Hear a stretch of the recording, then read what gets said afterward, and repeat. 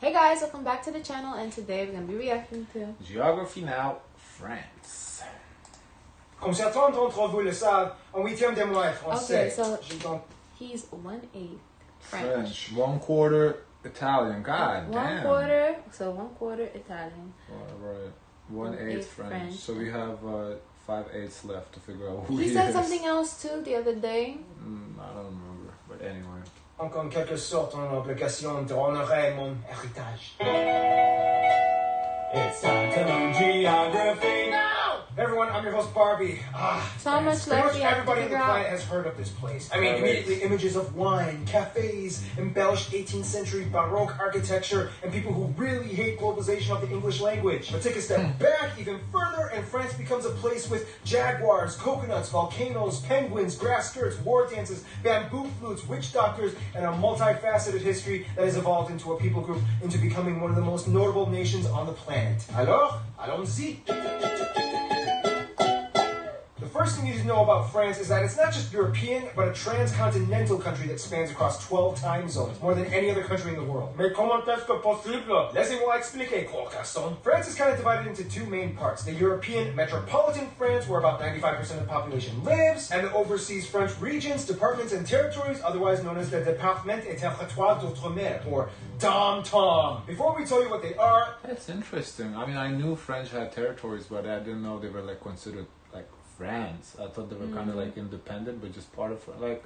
Haiti's not included. Right, right. But that's interesting. Let's explain the difference between them. Regions have exactly the same legal status as mainland France and the same civil, penal code, and administrative social tax laws. However, they can be slightly adapted to suit the region's particular needs. In collectivities, the autonomy rises and they are empowered to make their own laws, except in certain areas like defense, currency, trade, and diplomacy. The overseas regions are Guadeloupe and Martinique in the Caribbean, French Guyana in South America, which by the way has the Kourou Space Center, disputably the best in the world because it adds an extra gravitational slingshot effect because it's so close to the equator of the Earth, and Reunion and Mayotte off the coast of East Africa. The overseas collectivities are French Polynesia, you've probably heard of Tahiti, that's French Polynesia, as well as Wallis and Futuna in the Pacific, Saint Pierre and Miquelon right off the coast of Canada, Saint Barthélemy and Saint Martin, which is the only place in France that has a border with the Netherlands, as the Dutch own the southern part of the island, located all in the Caribbean. The only islands that lie under the title of overseas Right. So I thought they were like overseas territories. That's like kind of territories are the French Southern and Antarctic Islands, or the TAAF. These islands are made up of the Kerguelen Islands, the St. Paul and Amsterdam Islands, you can probably guess who used to own those, the Crozet Islands, and Adélie, the claimed slice of Antarctica that is technically not recognized thanks to the Antarctic Treaty. And as of 2007, the scattered islands in the Indian Ocean, remember the Comoros episode, were added to make the 5th district of the territory, even though half of them are disputed with Comoros, Seychelles, and Mauritius. These islands are mostly uninhabited and only house temporary military or scientific personnel. Finally, France administers 2 special territories that don't quite fall into any of the previously mentioned categories. There's the uninhabited Clipperton Island off the coast of Mexico, which has a crazy murder story behind it. And last but not least, there's New Caledonia, which has a special particular status out of the French-administered overseas territories. New Caledonia is the only one that's vying for a kind of somewhat independence, as the political power was passed to the native Kanak peoples. There is a weird dual French EU and New Caledonian citizenship thing going on, and in 2018 they will hold a referendum to either remain or leave France. And thanks to all these territories, guys, let us know what happened, because well, it's past 2018 now. They together give France the 2nd largest executive economic zone in the world after the US. Whew. Let's go back to metropolitan Europe. This was actually interesting. I didn't know like that's how it was classified. That was pretty cool to learn. France. The country is located in Western Europe, bordered by 8 other nation-states. Don't forget little Andorra and Monaco, along the coast by the English Channel and the Bay of Biscay in the north and west, as well as the Mediterranean Sea to the south. Mainland France is sometimes referred to as the hexagon, since if you tilt your head a little bit, it kind of looks like it has 6 sides. Quite frankly, I was always under the impression that it kind of looked like a teapot with feet. Mainland France is also divided into 13 regions, including Corsica Islands, 18 altogether if you include the overseas regions, with the capital, largest city, as well as the main cultural and commercial center, Paris. We could talk on and on about Very Paris, commercial. what with the unbelievably designed metropolitan layout, the rich, vibrant atmosphere, the juxtaposition of classically adorned historical sites along neo-contemporary architecture, food, the shops, and of course, au soleil, sous la pluie, à midi, à minuit, il y a tout ce que vous voulez aux Champs-Élysées. But that in itself would take too long. We gotta get through 3 more segments. The busiest airports are the 2 Paris twins, Charles de Gaulle and Orly International, as well as Nice, Côte d'Azur, and the second and third largest cities, Lyon, Saint-Exupéry, and Marseille, pretty. Provence International. At around 643,000 square kilometers, France is the largest country in the EU. The interesting thing about France is that it's kind of divided into areas that historically had their own distinct cultural identity. Some of the most notable ones being Occitania, Savoy, Brittany, Normandy, Alsace, a section of the Basque Country, Nice, and the island of Corsica, which speaks its own dialect most French people can't even understand. These regions contribute their own unique piece of the French pie. Speaking of pie, we all know about French food, which is great because we're going to discuss more about it in... What's the worst part of the locker room? The immediate thing that popped up in my head was all the acts. What's that? If you look at France's physical makeup, you start to kind of understand why food plays such a huge role in their culture. Everything just kind of works out perfectly for them. For metropolitan France, big, rich, nourishing rivers and their tributaries like the Garonne, Dordogne, Loire, Seine, Meuse, and Rhône entangle the entire country north to south, east to west, allowing an abundance of irrigated crop fields to exist in nearly every corner of the country. Now, add on top of that the fact that the country does not have any major fault lines. They enjoy a nice oceanic European climate, and they don't suffer regularly from any major natural catastrophes. Most of the country is made up of arable flat plains or small rolling green hills that are just begging for cultivation, and voila, you have an agricultural gold mine. In fact, out of every country in the EU, France reportedly has the highest quality of soil performance and resilience, and only a few spots like in the Caucasus region and parts of Eastern Europe and Southern Russia rank higher. So there you go. Food haven. In the south, you reach the mountainous regions of France, including the Pyrenees along the border with Spain, the Massif Central Plateaus, one of the most geologically studied places in Europe due to this strange formation, the Alps all along the borders with Italy and Switzerland. By the way, Switzerland was all like, yeah, I'm not going to share Lake Le Mans, it's mine! And that's how Geneva was born. The highest point in France, let alone all of the EU, is Mont Blanc, found in the French Alps along the border with Italy, only second in height to the Caucasus Mountains in all of Europe. If you consider the Caucasus region a part of Europe, some people don't, but that's another story. France is a cornucopia of produce, dairy, and meat. Every region has their own specialty, but 2 things are everywhere: cheese and wine. The French are the largest consumers of cheese with over 1,200 different varieties found all over the country. The French also have a larger range of unconventionally consumed meat products. Most countries stick with beef, chicken, pork, maybe lamb or goat, and fish. However, the French aren't satisfied with just that. Other animals like pheasant, duck, goose, quail, rabbit, venison, veal, horse, frogs, and snails are consumed regularly. I mean, all of them, you know, are edible except for horse. I didn't know like I that didn't people know you eat could horse. eat horse. I thought it was unsafe to eat. Yeah, I thought so too. The other stuff, like I've heard, you know, being eaten. I mean, snails. I guess I heard it explicitly in France. Yeah. Snails and frogs. That's like explicitly with France. But all the other stuff he named, I would think that's like reasonably common foods to eat.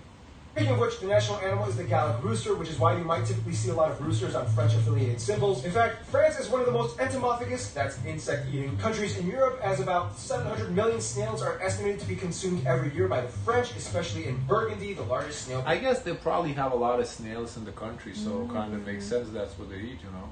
Producing region in France. Unfortunately, due to the fact that the French are the highest consumers of raw or mildly cooked red meats, a huge portion of the population is either exposed or chronically infected by the Toxoplasma gondii parasite that disputably over half the population is suspected to have. This little guy eventually finds its way into your brain, changes people's behaviors into being either more caring or aggressive and suspicious. Look at him, I'm not even joking. The Alps are famous for their charcuterie and fondue, Brittany for its crepes, Cantal for its chestnuts, Dijon for its mustard, l'Aveyron for aligot, for its champagne. L'Aveyron for what? Aligot. What is aligot? Aligot? No. Yeah. You don't know?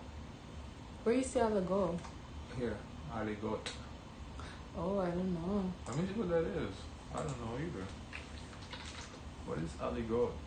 Oh, fondue, I think. Cheesy mashed potatoes? Oh, that sounds good. Yeah. That sounds That yummy. does sound good. Okay.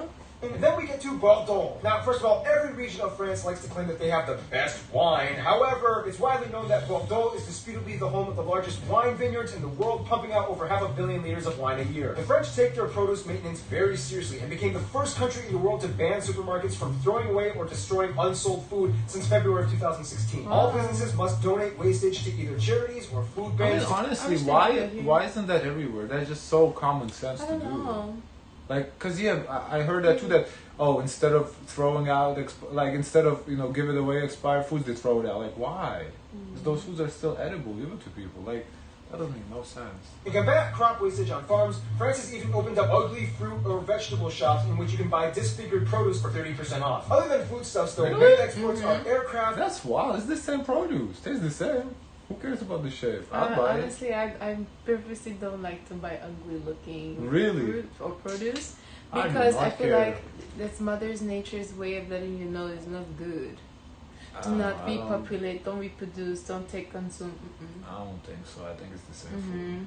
Chemicals, machinery, iron, and steel, electronics, motor vehicles, and pharmaceuticals. Of course, the overseas territories and regions also have climates and topographies that are completely different. The Caribbean islands and Guyana enjoy a warm Caribbean tropical climate, Guyana being part of the Amazon, having one of the highest forest cover densities in the world at over 95%, with over 1,100 species of birds and reptiles and mammals found in it. Reunion and Mayotte off the coast of Africa have deep jungle ravines and a common volcanic activity going on. The scattered islands are mostly uninhabited, beautiful. sandbanks and lagoons with nothing more than just a few What do trees you and do shrubs. The there? southern Antarctic islands are rock. Where?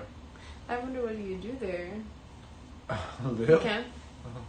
Rocky and desolate with few grasses and vegetation. Kerguelen has these cabbage-looking things going on, and these islands typically freeze over in the winter with penguins stampeding off the coasts. New Caledonia and French Polynesia are tropical Pacific islands that enjoy an abundance of rich, unspoiled, thick jungle, Looks really beautiful though. Wow. and colorful flowers. And of course, Adelie Land is like all ice and Antarctica. All right, we've discussed borders, boundaries, mountains, food, volcanoes. Now let's talk about who's running the entire show. The most important step to any get ready with me is oral hygiene.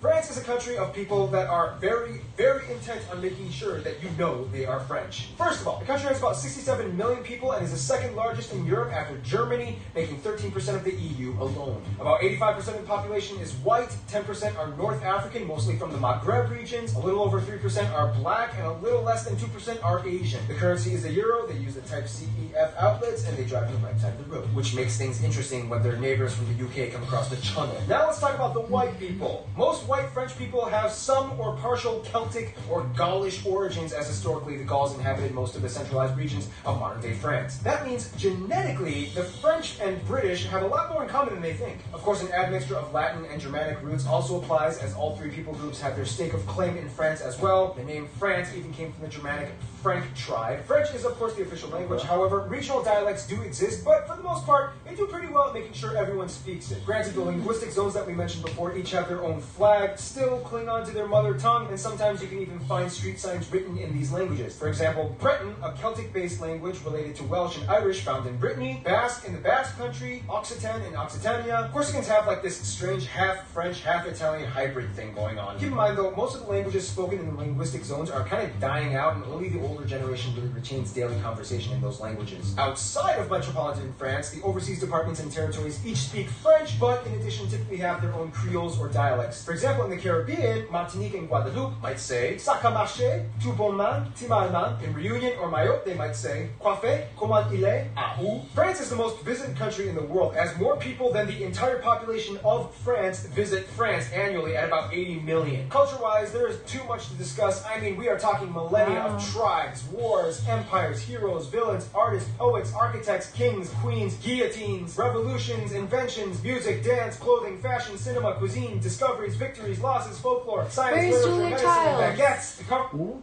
Julia Childs. She's the face of France for me. Oh, I think we haven't reached the people yet. I think he's gonna do people later. For it all, we would need a whole separate YouTube channel. But for what it's worth, since the Middle Ages, France has been able to show time after time again that it has been a global force to be reckoned with. I mean, the French at one point in time had the second largest empire in the world, spanning across virtually every region on every continent. One thing you have to understand is that in a fast-growing Anglophone-driven global economy, France is very, very firmly intent on preserving the French language and culture. The governmentally sanctioned Académie Française has aimed at doing this since 1634. They do things like, somewhat unsuccessfully, banning foreign words such as blog, hashtag, parking, email, and weekend. In addition, the French media's top regulators, the CSA and CNC, have... How do you ban the words, though? Like, if people want to use it, it's like free speech, isn't it? strictly enforced policies that require all music on private radio to be at least of 40% French origin and 70% in the French language between the hours of 8 a.m. to 8 p.m. That's wild. Wow. That's so interesting.